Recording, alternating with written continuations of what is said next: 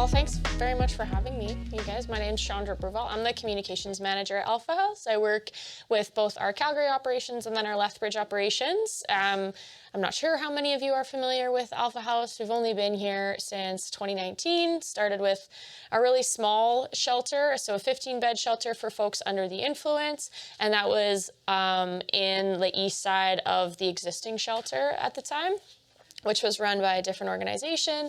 And so since that kind of brief period where we were 15-bed and then a 30-bed shelter for folks under the influence, we've since expanded to running operations for the entire Lethbridge shelter.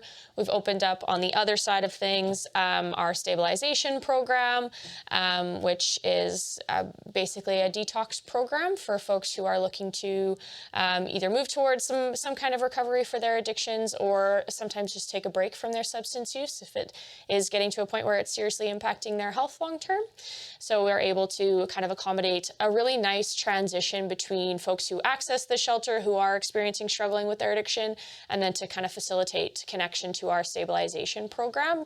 I'm not sure if anybody has been to the shelter either before or recently. So our shelter is kind of on the east side, and the west side is the stabilization center, and then also in that same building is the soup kitchen, which Alpha House doesn't operate. It's operated by the Lethbridge Soup Kitchen. And so we kind of have a partnership with them. Obviously, we have a huge overlap in terms of the clients who access the soup kitchen, but that's run by a separate organization. Some of the things that folks can access, obviously just listed there, and specifically in terms of our mandate, Alpha House works with folks who are struggling with addiction, and then that overlap between those struggling with addiction and then those experiencing homelessness. So we kind of sit right on the cusp of that. Mostly we see kind of maybe a 60-40 split between men and women. Typically we see like young folks or younger folks, so somewhere between 25 and 35 would be maybe 25 to 30% of the folks that we serve, and then a good portion are older as well. And then we see about a 70% split for folks who are Indigenous in the program, so a pretty high representation, even though of course they make up a relatively small percent of the population. The other two programs that we also have or had in Lethbridge, so we did have a COVID-19 isolation program specifically for folks who were at the shelter who tested positive or who were close contacts of somebody who tested positive, so that we could, remove them from the congregate setting at the shelter, and they could, use isolation units at a hotel for their kind of isolation period. And so we supported over 500 individuals kind of within a 6-month time span to complete their isolation periods, which was really very helpful for kind of reducing some of that burden on our shelter and then also reducing community spread for COVID. The other program, which is really exciting and one that is still continuing, is our transitional housing program. So it's run out of a hotel in Lethbridge. It's 24/7, supported by staff, and it's for individuals. We prioritize folks who rough sleep, so individuals who maybe don't access the shelter for services quite as much, but who would sleep in encampments or in places where we don't expect humans to sleep. So we'd prioritize those individuals for the program, but we also do external referrals as well. So folks who are in other programs can be referred to the transitional housing program, with the goal of either, family reunification for those where that makes sense, or, transfer to a permanent supportive housing program, of which we know there are not that many in Lethbridge. So that's a limited option. And then, treatment referrals as well, if that's something that folks are interested in. We had a couple clients just recently. One went to River House with Family Ties. The other one is at Versa with Sasha House.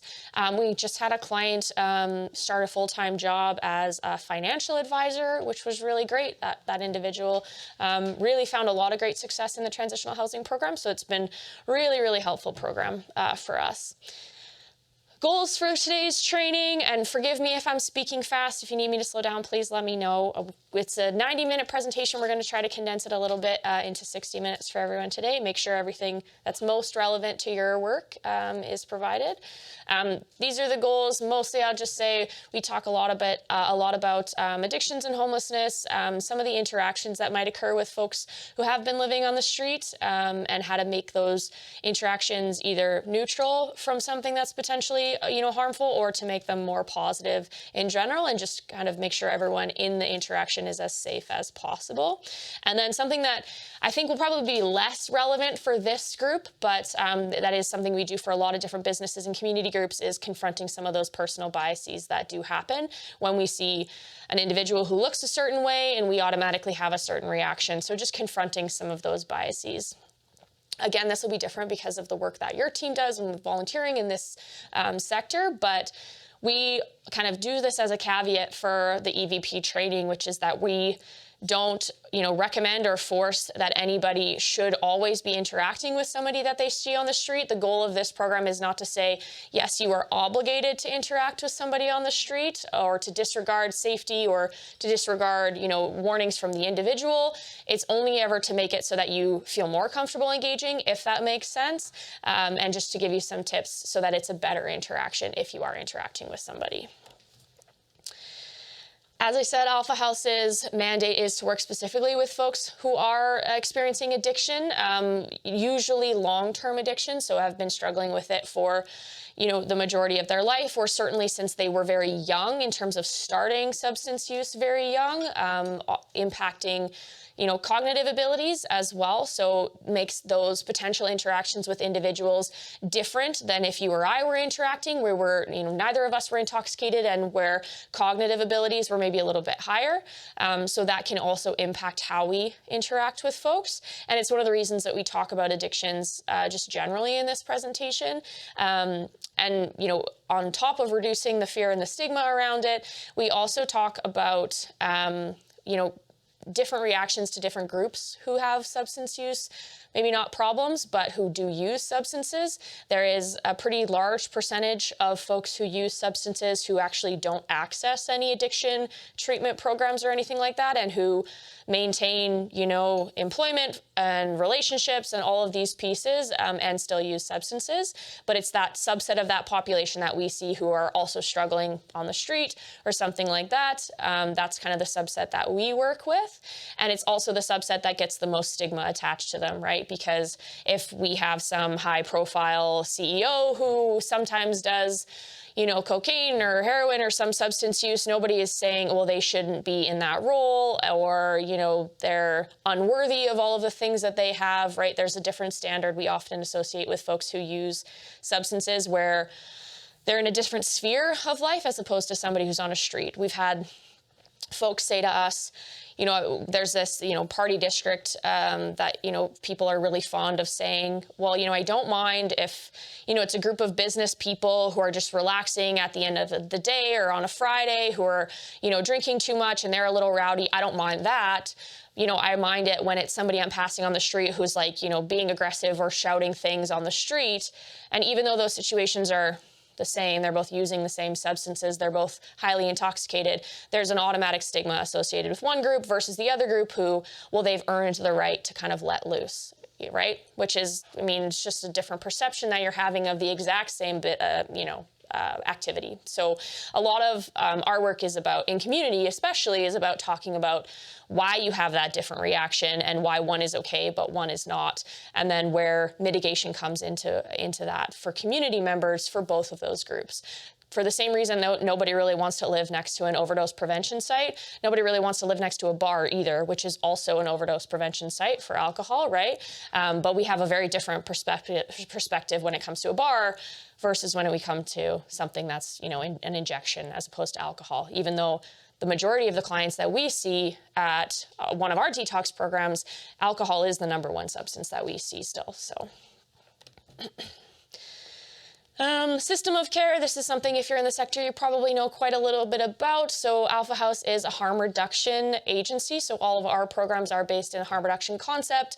We believe in reducing harm for folks experiencing homelessness or struggling with addiction, rather than, presenting any judgment or suggesting a path forward for them. It's always about meeting clients where they're at and looking at ways that we can improve their circumstances with them, from a place of non-judgment. So understanding that, particularly for the folks that we serve who have been struggling with addiction for a long time, that those individuals may be unable to stop using or unwilling for whatever reason, for a period of time in their life or potentially for the remainder of their life. They're not in a position where they can stop using, but it still, matters to us that they're able to access services the way that anybody else would be able to, and that they're able to, find meaning in other areas of their life or improve their circumstances in other areas as much as we're able to do that for them or to support them to do that.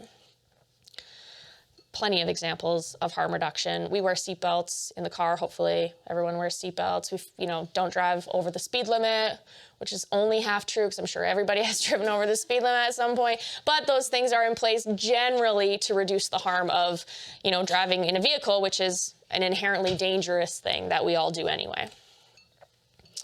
Homelessness, I don't think anybody really needs this slide, particularly in this group. I'll go through these really fast. We talk about folks who are unsheltered. That can't be a new term to you because that has been a topic of conversation in the city for the past weekend, certainly. Very big topic of encampments or folks who rough sleep. So that is something that requires a very specific lens in terms of connecting with folks who don't typically use other services, or they might, drop in for a service here, but they're difficult to connect with because they're not staying in one place at one time. So it makes it harder for us to, do case management with those individuals. Emergency sheltered, so like folks that stay at Alpha House, just got the data on, we do fiscal year end of March 31st, so just got the last fiscal year's data just recently. And in 2020 to 2021, we had served just under 1,200 clients over the course of the year at our shelter, unique clients, so not including folks who come back multiple times. That's a different stat. And then this year it's closer to 1,600. So we are seeing a pretty big increase of folks who need services, which I imagine your teams have seen that as well. Provisionally accommodated. So usually that means somebody who's either in remand or, some kind of prison or treatment program or something like that, or hospital, but they don't have any plan when they discharge from that, 6-week, 2-week, 3-week program, whatever. And then at risk of homelessness, that's a big category. Unfortunately, I think it's a growing category in the province, certainly. So folks who are at risk of homelessness, that category also includes what we call hidden homelessness. So often women are a big category in that because they may choose to stay in a relationship that's not safe in order to avoid becoming homeless. That happens to men as well. It's a larger group for women right now. Or folks who couch surf, which we typically see with youth more than any other group for folks who are experiencing homelessness, where their family life or their shelter accommodation is just very insecure. I'm going to skip over that one and that one. We did a study. This was done, it was in province-wide, and it looked at folks who transitioned from homelessness to housing and kind of did a survey of what that experience was for folks. And just some of the interesting things that came out of that study was that chronic homelessness was very, very high, which we've seen folks who have been homeless for, 5-10 years in the city. And the most common reasons for loss of housing were substance use and addictions, about 41%, job loss and inability to pay rent. So just in general, an insecure amount of income in order to maintain housing stability was a big part. And then some of that hidden homelessness as well. So conflict with a spouse or a partner or unsafe housing conditions. So something wrong in terms of family or partnership. One of the other things I'll just mention that in this same study that is, I think, really speaks to something we don't talk enough about. Alpha House right now is trying to work on a kind of an advocacy piece around housing and the need for more supportive housing, the need for more affordable housing in the city, in the province, but in the city especially, is looking at what happens after somebody is housed, because there's a lot of conversation around the concept of housing first. So making sure somebody can get into stable housing, and then after that, they're able to work on some of the other aspects of their life. They're able to maybe find employment or reconnect with, friends or family. They're able to work on their substance use, things like that. But we don't talk a lot about what happens once somebody is housed. So what happens when they're bored and they don't have any, meaningful relationships necessarily. They're very isolated. We've seen that a lot with COVID-19. So talking about it doesn't just end when somebody accesses housing. We had a client who had been rough sleeping for a long time, went through the process, was able to access housing. They were in a supportive housing program, so something that had case management support 24/7. And for a really long time after he started in the program, the client slept on the balcony because he found four walls was way too hard of a transition for him when he had been so used to being out in the open when he was sleeping, right? So some of these pieces that we just don't think about when we're talking about solutions for folks, and it's why it's so important to include people with lived experience in those discussions about what they need, right? What they actually require from the different social services that provide supports to them. I'm going to skip this slide as well because I think you all would be very familiar with the root causes of homelessness and why poverty is a huge issue, why it's not just one thing that happens when all of a sudden somebody becomes, struggles with their housing or stability or anything like that. It's typically a multitude of factors, and they happen all at once and they overwhelm somebody's ability to manage them. So that's probably very common for all of you. We talk a lot about trauma in our line of work, and typically around trauma-informed care and how we can avoid re-traumatizing people when they access services. That is probably something that you do a lot in your work as well. When somebody comes through the door, is making sure that in your interaction with them, you're not re-traumatizing them by asking certain questions that, force them to give an answer that they're not comfortable with, or make them not want to be here because maybe they feel like they're being asked too many questions, whether it's information you need or not. They feel that, the perception from them is that it's too difficult to be here or to be around too many people or things like that. We, of course, know, I imagine everyone in the room is familiar with this, that a traumatic event can significantly impact somebody's cognitive abilities and how they're then able to later on react to certain things. And one of the biggest things we try to get across to folks when we're talking about trauma and trauma response is that a traumatic event can be, like the same exact event can be traumatic to one person and not at all traumatic to another person. Or I can have, me and some other person experience the exact same event, and, she experiences traumatic response right away, and mine doesn't manifest for 6 months or a year, right? So that there's a really huge variety in terms of traumatic responses that can happen. And the biggest thing to note is that you don't get to decide whether something was a traumatic experience for somebody or not, right? That's not your job to do, and you can't understand somebody else's position. It's up to them to say, yes, that was traumatic for me, and they don't have to give more explanation, right? Obviously, some of the bigger ones that we could think of, a car crash can be traumatic in terms of somebody then not wanting to drive again or not wanting to be driven by somebody else again, depending on the circumstances. The death of a spouse or a child can obviously be a traumatic event, and again, can manifest in a variety of different ways.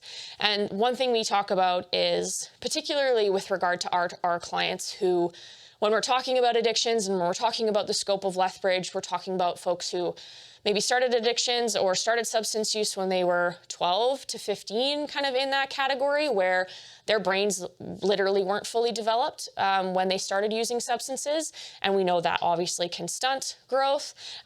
So you're seeing folks whose brains literally didn't develop fully, who have now been using for a decade or more, right? And so your ability to have interactions with them, their ability to process actions mean consequences in this way, or if I do this, this will happen. If I do this, this could happen. That ability can be significantly stunted, right? Which can then impact, we often will get somebody who can't understand why we would allow client X to, why are they screaming on the street and why we're not doing anything about it. And it's very difficult with community members to explain, well, I could give you this entire person's history about why they're reacting this way and about what set them off and why it set them off, and why if I did try to intervene, it would be worse for that person or for myself or for the community, and why it's not just so simple to say, people will say to us all the time, well, they just don't respect the community, and they have to understand that they have to be a respectful community member because I'm a respectful community member. And there's just really not enough conversation about, no, we don't want to just tolerate disrespect or, property damage or somebody throwing things at somebody else or saying, speaking violence, anything like that. We obviously don't want to tolerate that, but it is important to understand why something is coming from that individual or where it's coming from, because it has a significant impact in terms of then how we interact with that person. And it's something staff can know because they're trained to know that. It's a lot different for a community member to understand that, which is why when we do this presentation, we talk a lot about looking at people's behavior in terms of their body language and our body language so that we can assess situations a little bit better in terms of the trauma that we might be seeing, in terms of whether somebody is under the influence, whether they're in a crisis mode versus not, etc.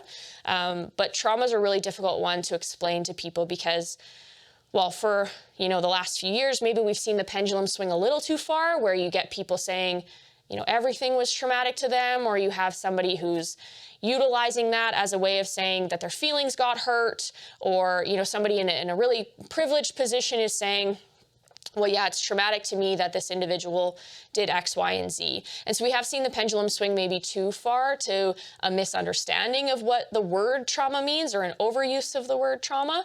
But it's still extremely helpful in our line of work to understand how that can impact the interactions that we have with people on a day-to-day basis.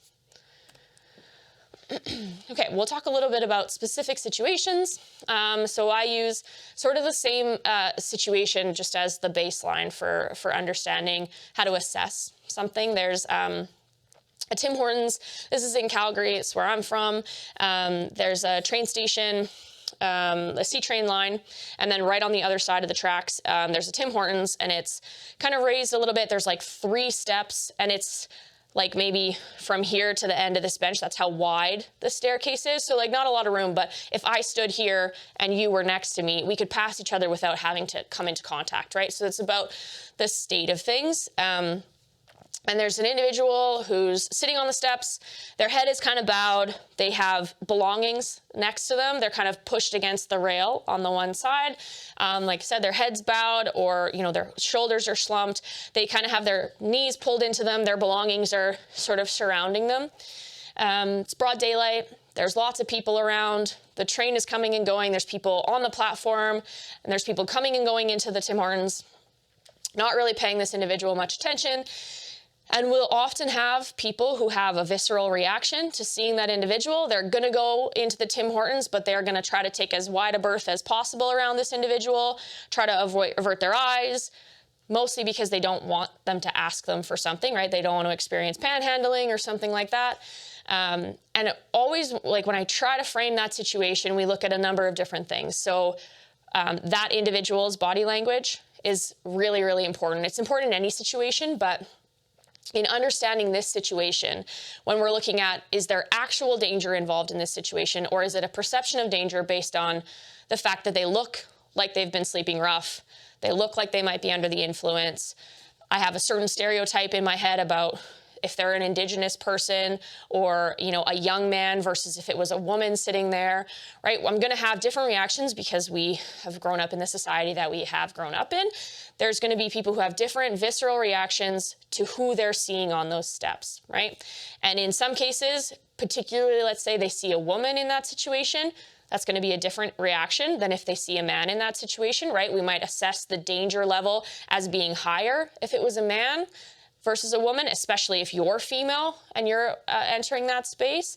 I will say, and try to say this always in these presentations, is that you are realistically, you are no more in danger of being attacked by an individual experiencing homelessness than you are any individual on the street. Like, that is just true. There's nothing to suggest that somebody experiencing homelessness is inherently more or less violent than any other person that you meet when you're in the grocery lineup or whatnot.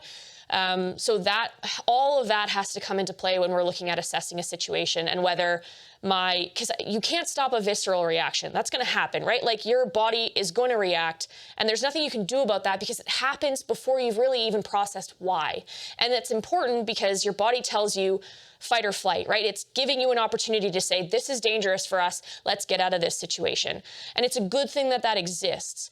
But in a lot of situations when we're interacting with vulnerable folks, you have to kind of stop yourself in terms of what stereotypes you're bringing to the table and say, okay, this individual in this scenario I've described is sitting down. I'm standing. There's blocks of steps. I'm about to walk past this person where I'm in a position above this individual. They are not, speaking. They're not saying anything. They're not even looking around, gesturing at anybody. Their head is bowed. They're not asking me for anything. I can see their belongings. I can see their surrounding area. So I could potentially say there's a hidden weapon there, but for the most part, from everything that I can see in broad daylight, people going past this person, back and forth, the actual level of danger seems very, very low in this situation, right? And that is going to be true regardless of whether your body said, be careful, right? If that was the visceral reaction that your body had, it's not saying that that's wrong, right? It's a good thing that your body gives us warnings. It's about saying, okay, calm down, body. Is this situation actually one that's dangerous for me? Now, situations happen where that isn't the case, where maybe there is a higher level of danger, right? And we'll talk about that as well. But in that situation, we have to, and this is again, maybe not for some of you who have trained yourself in that regard already because you've met some of the folks who are down on their luck or who have been experiencing homelessness and they're human to you, which is what they should be because they are. But a lot of the time when we do this presentation, it's about humanizing that for other people, right? Who have kind of gone their whole life with just being frustrated by homelessness as opposed to understanding that it's just a person, right? And we want to interact with them as a person.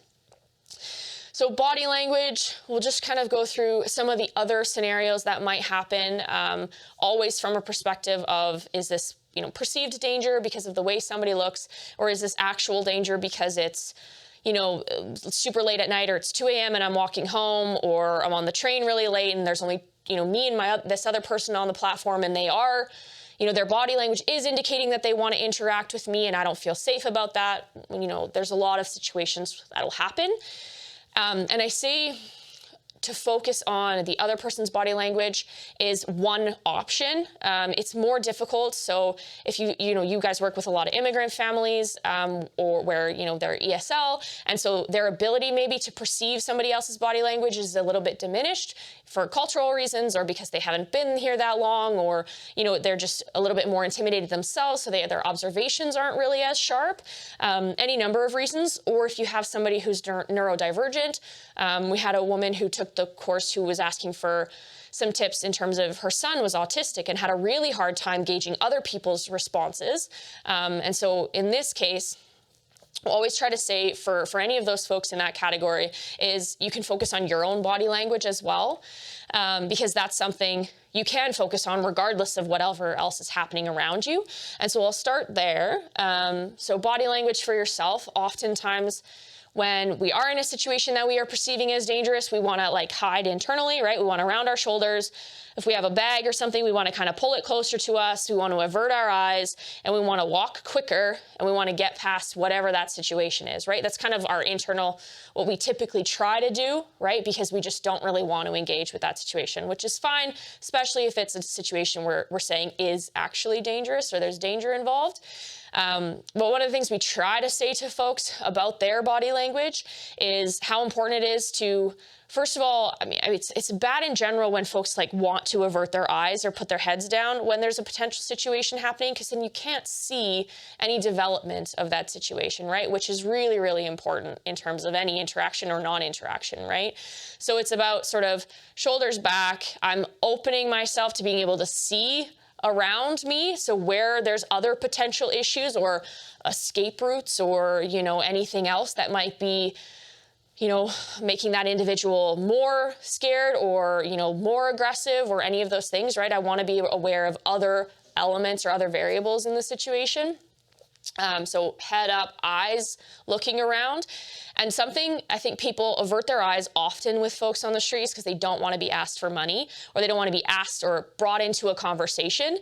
And in my experience, so often, if I'm not in a position where I am going to give something to this individual, it's still a better interaction for me to say, oh, how's your day going, right? Just kind of as I'm walking past this person, right? That's a more positive interaction. And then even if they say, oh, do you have any, there's no harm in me saying, oh, I don't today, sorry about that, have a good day, something like that, right? There's no harm in that interaction as opposed to I'm averting my eyes because I don't want them to ask me a question. Why? because you're worried that maybe you'll get pulled into a position you don't want to be in. It's relatively easy to just disentangle yourself from somebody by just walking away, right? For the most part. So I think, eyes up, head up, and if you can acknowledge that person as you're walking past, typically that's a better response as well, right? Even if you have no intention of stopping, which is fine, but even a hello or a smile, that changes that interaction immediately anyway, right? As opposed to eyes down, give them a wide berth, right? Which is often what folks like that are used to. Other things, so body language, just shoulders back and just trying to be a little bit more open. The more open and confident you are when you're interacting with somebody, it changes the tone of things, absolutely, as opposed to you looking sort of vulnerable because you're scared, which changes the tone of that interaction, right? You looking comfortable also changes what they're sort of willing to do in terms of that interaction, which is a good thing. In terms of their body language, it's very much the same, but it's important not to interact with somebody who doesn't want to interact with you. Oftentimes we can get into a situation of like savior, savee type interactions where I'm such a good person because I'm doing this for this individual. I bestowed a smile on this person. And so, I've made their day better, etc. I would never say that kindness is not important, that, saying hello to somebody is not important. I just gave an example where it does matter. But if we're only ever operating from a perspective of, I'm doing this person a favor by bestowing my kindness on them, we're probably bestowing kindness with really the wrong attitude, right?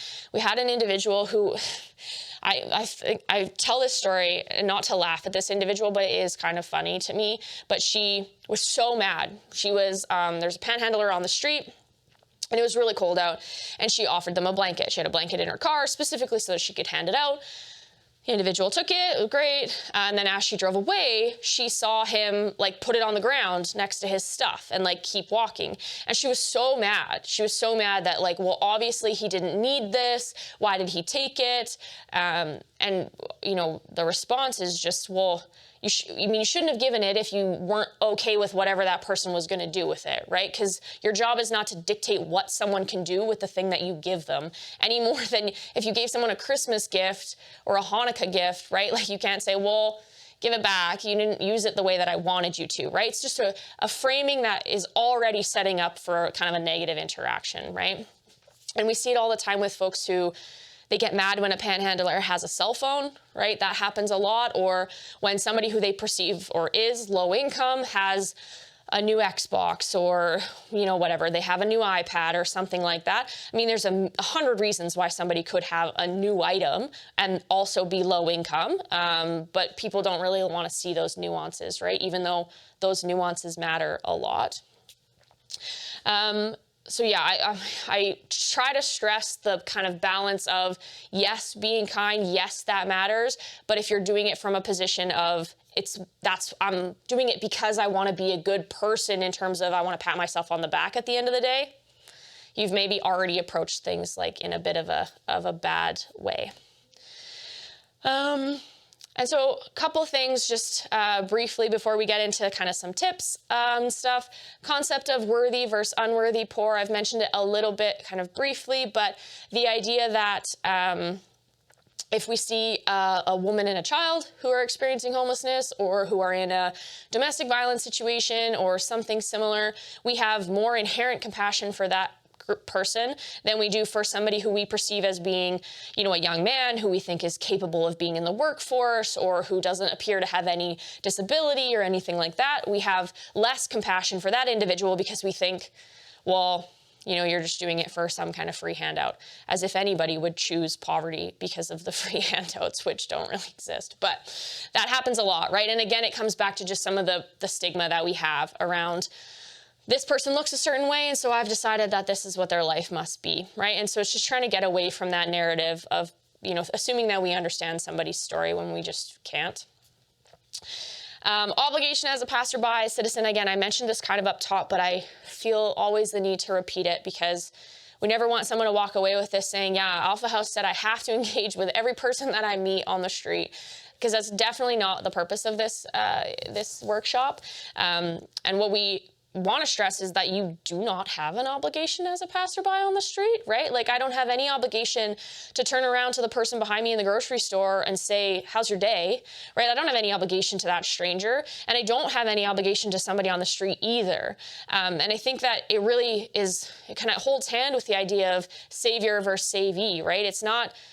I'm not made better or a better person because I've decided that I'm going to interact with this individual. It has to be something that both people want, and it has to be without expectation of any reciprocation as well. It's really important because we take away client agency if we do it any other way. And they have as much right to say, no, I don't want to engage with you, as we have every right to say, no, I don't want to engage with you either, kind of thing. And so that's really, really important to note. This is really, really obvious, but it's still on here because it is important. Rapport and engagement. You can't force rapport with a client. Sometimes it will take 6 different meetings with an individual for them to be comfortable saying even hello to you or telling you their name or any number of things, right? That rapport takes time. And it's great if you have the opportunity because you see a person multiple times. It's really good to be able to build that rapport. So that's obviously when this is the best advice, right? Is when you see the same person at your coffee shop or the same person is sleeping in your condo building kind of every weekend or something, right? There's that opportunity to introduce yourself or to say hello as you're passing, and for then maybe in 6 weeks for that interaction to become more than that, something like that. But it really takes time. And if you only have a sporadic interaction, all you can really do is make that interaction as harmless for that individual or as positive for that individual as you can if the opportunity presents itself, right? Okay, we'll go through some specific tips for some specific situations. This is a verbal resolution model that's for people that are in crisis. Obviously, not everybody you meet at any point in time will be in a state of crisis. They might be having a good day comparatively, or they might be they might just saw their family member and so they're having a good day. It doesn't change the circumstances of the fact that maybe they're sleeping rough or that they, are struggling with their addiction or anything like that. But it still is like a good model in terms of how to interact with different presentations of, issues or aggression, things like that. So the first one, so anxiety, someone's sort of in a state of anxiety or anxious. This can happen a lot in this line of work, often because that person is in need of something or looking for something. So either food, potentially substance, they feel like they haven't been heard. Maybe they're struggling with people stealing their stuff a lot, which happens, of course, on the street all the time. And they feel like they're not being heard, and they're frustrated, potentially haven't showered in a long time. I would feel terrible if I had to go a week or more without showering, as I think lots of us would. If you haven't eaten in days, I'm bad if I haven't eaten in 2 hours, let alone a few days. So that's a tough one. And then under the influence as well, which can also present in a lot of ways. And one of those ways is anxiety, right? Where they're maybe pacing or they feel like they're not getting what they want. And the only thing you can do in this situation, one of the things that you can do that's productive is to respond with empathy and then give options where you're able to give options. So just find the best way to kind of talk this through is to just use examples of the past that I've either had in the past or some of my colleagues have. And so there was an individual, we have an outreach team for one of our programs in Calgary, and they kind of go all over the city, work with folks who are on the street, who don't have access to, other services. And there was an individual, this happened to a colleague of mine, there was an individual at the bus station, and he was pacing. Like, he was really upset about something. There was people kind of giving him a wide berth. There was people waiting for the bus that didn't want anything to do with him. Part of that is because his shirt was covered in blood, right? He was kind of hunched over, he had blood on his shirt, looked like he'd kind of been through the ringer, and was sort of like kind of approaching people, like hoping to get somebody's attention, and nobody really wanted to give him any attention. He wasn't being overly aggressive. He was presenting as anxious. There was something going on and there was something wrong, and nobody really would interact with him. My colleague actually was passing, not waiting for the bus, was passing, saw this individual, asked, is there something I can do for you? Which is a good opening line in that situation so that you can access information from that individual about that will help you then provide options for them in a short period of time, right? Rather than getting into a maybe a longer drawn out conversation where you never get to the point of what it is they need, which is what you want out of that situation, right? You want to help them as quickly as you can to reduce some of that anxiety that they've got. Is there anything I can do for you? And he immediately showed her his hand, which he had sliced, like right down the middle. That's why there was blood all over his shirt. And all he wanted was, he was trying to get somebody to help him pay for the bus so that he could get to a clinic downtown.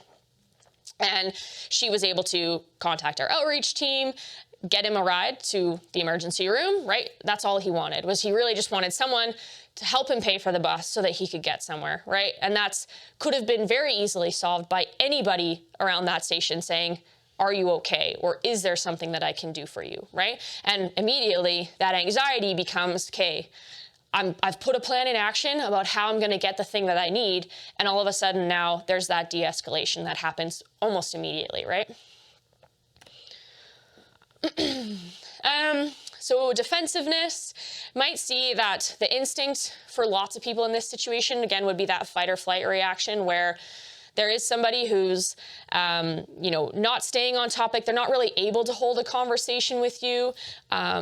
They're maybe not using attacking language in terms of yelling specifically at you, but they're sort of just agitated. And so they're making themselves heard, which often is, people find that extremely intimidating, right? You're walking past somebody on the sidewalk and they're kind of yelling a little bit. They look, for the most part, and for a general public who doesn't necessarily work in the sector or with individuals, they would see it as somebody who has high mental health issues or is extremely intoxicated, right? Both things which, for a lot of people, they'd say, nope, steer real clear of that, right?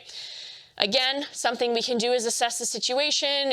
What time of day is it? How light is it out? Are there other people around? What's the, presence of danger, of actual danger here? And the situation here is, responding with really short, clear, simple directives in this situation.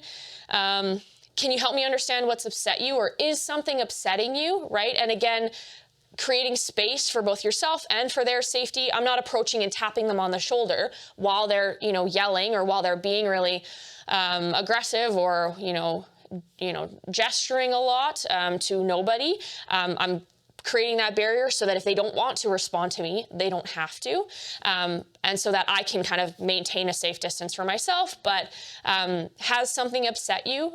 Is there something I can do for you? Works in so many situations. So it would work in this situation as well.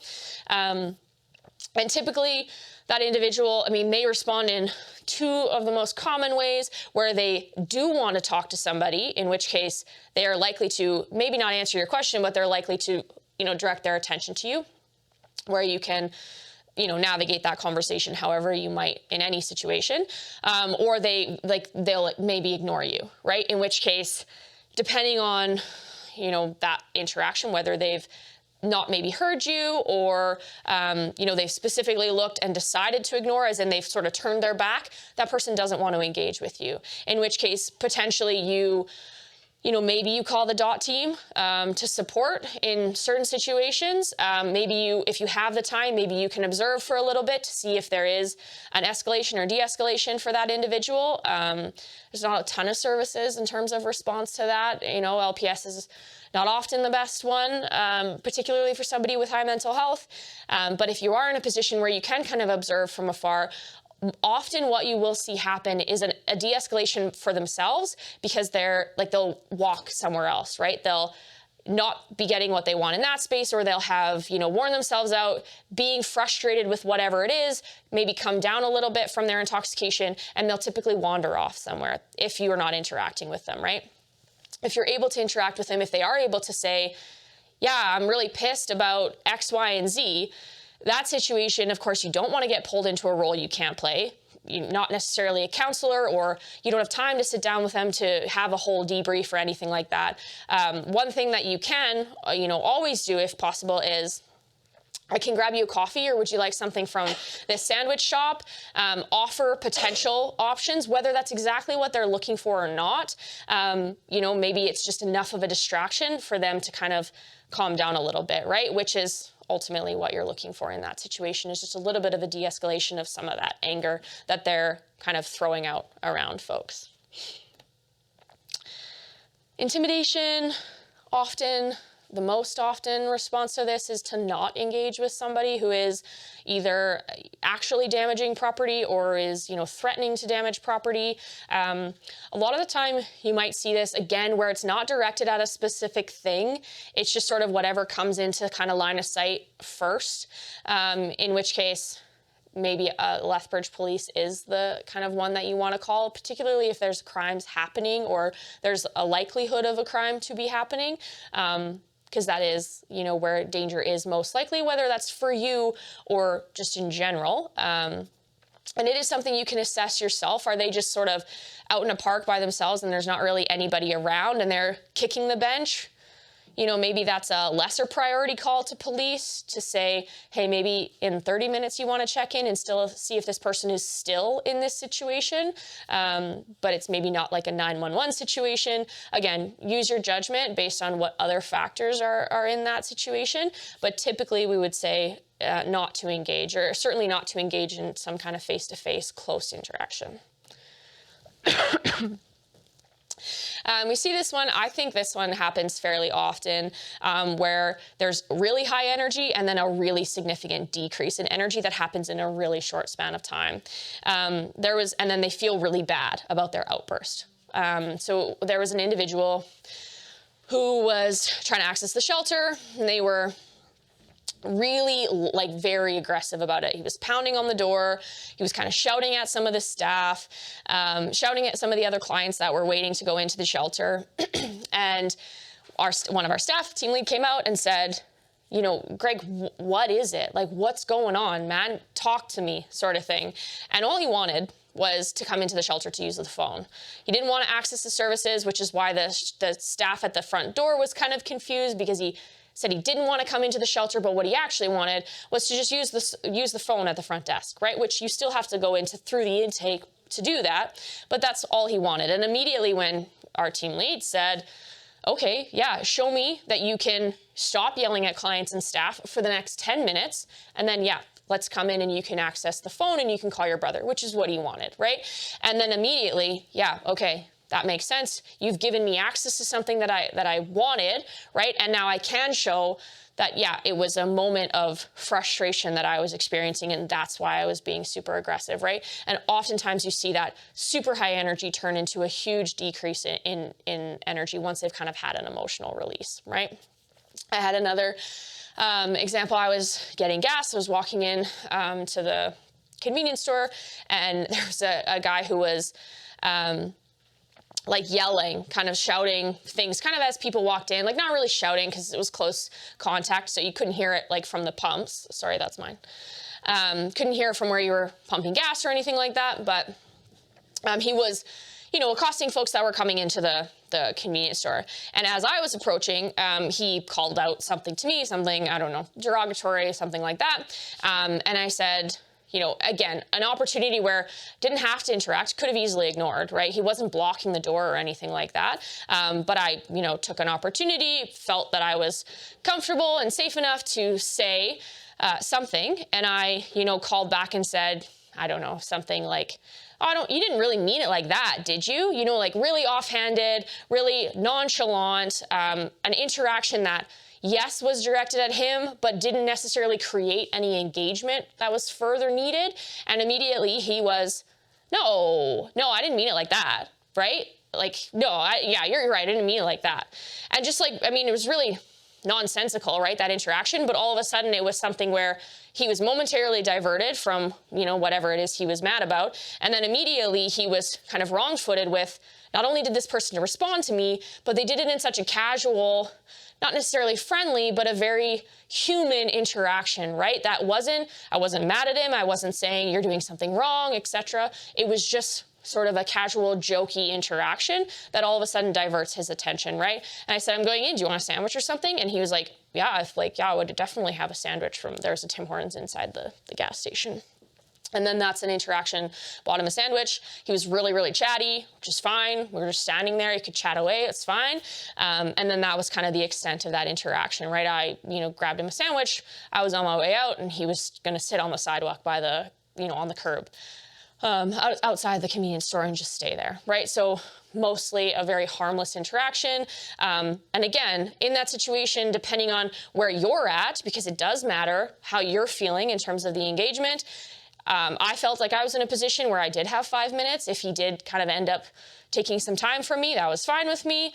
And if I hadn't been in that state of mind, maybe if I was in a worse position or worse state of mind where I was being really grumpy or what he said really pissed me off, I don't engage, right? Because that's not good for him and it's not good for me either, right? So a lot of assessment has to go into these situations all the time, but given the work that your team does, I imagine you're well versed at assessing situations like that. So some tips and tricks to just deal with maybe some of the more aggressive folks that we might see, or folks that are maybe under the influence more frequently. And even sometimes when they're maybe a little bit more shy or they're less likely to engage with you, it's just those small, short building of rapport interactions, right? Kind of add up. I hate this slide because it's true, but it's like obnoxiously true. Like, this is a person, and so you should interact with them as a person. And that seems like really, really obvious, but it's actually something that is in this presentation for groups that aren't like yourselves, who are community members and who say, I'm sure you have heard people say some really messed up stuff about the clients that you serve, right? Like, we get some really heinous stuff, like racist stuff, like all the time about the folks that we serve, particularly because we have a high Indigenous population. And so we keep it in here because, yes, you have to be aware. Yes, there is potential for danger. There's potential for danger all the time. Realistically, there's some people out there who take advantage or, have predatory behavior or anything like that. Not necessarily, again, a population that we work with, but throughout the population. But you don't have to walk on eggshells around people, right? Like a jokey comment to somebody who's on the street as I'm passing, that doesn't have to be anything more than some random interaction that I had with somebody, right? There was once a guy who was pedaling on maybe a stolen bike, I don't know. He was like maybe somebody who'd run a bike chop shop before. Like, I'd definitely seen him with bikes before that didn't all look the same. But he was like very used to just like calling out at people as he was passing, probably because he felt he was in a better position because he's on a bike. He could just ride away if there was a situation where someone was going to challenge him. And he called out something. I'm female. He was a man. Called out something kind of derogatory. I mostly ignored it, but again said, man, that's so rude. Like, why did you say that? Kind of, again, as like a joke, not aggressive, not me wagging my finger at him. And he was like, you're right, beautiful, something, again, just as sexist as what he'd said before, but at least that interaction was then mostly harmless, right? I carry on with my day. He keeps pedaling on potentially his stolen bike, right? And the interaction is just, right, that's it. That's harmless. So you don't have to walk on eggshells, right? You just have to be aware. We're just killing it at the hour time, 5 minutes, so we can do questions now. If you guys have any questions, probably you're not going to have to call any of these lines. Also, our phone system right now is terrible, so the chances of you getting through to somebody, also very bad right now. I will warn you in advance. But if you are referring folks, we definitely take referrals to, of course, our shelter. Anybody can walk in, but our stabilization center as well. If you do have folks who are coming in who are maybe interested in taking a break from their substance use, or who are looking at potentially a road to recovery of some sorts, whether that's abstinence or whether it's managed alcohol or managed substance use, our stabilization does take referrals, and we're at capacity sometimes, but not all the time. So definitely you should reach out and do a referral or an intake process for our stabilization center if that's something that you are seeing for clients coming in. That's it? Okay. All right. Thank you, Sean. Thank you. Appreciate it.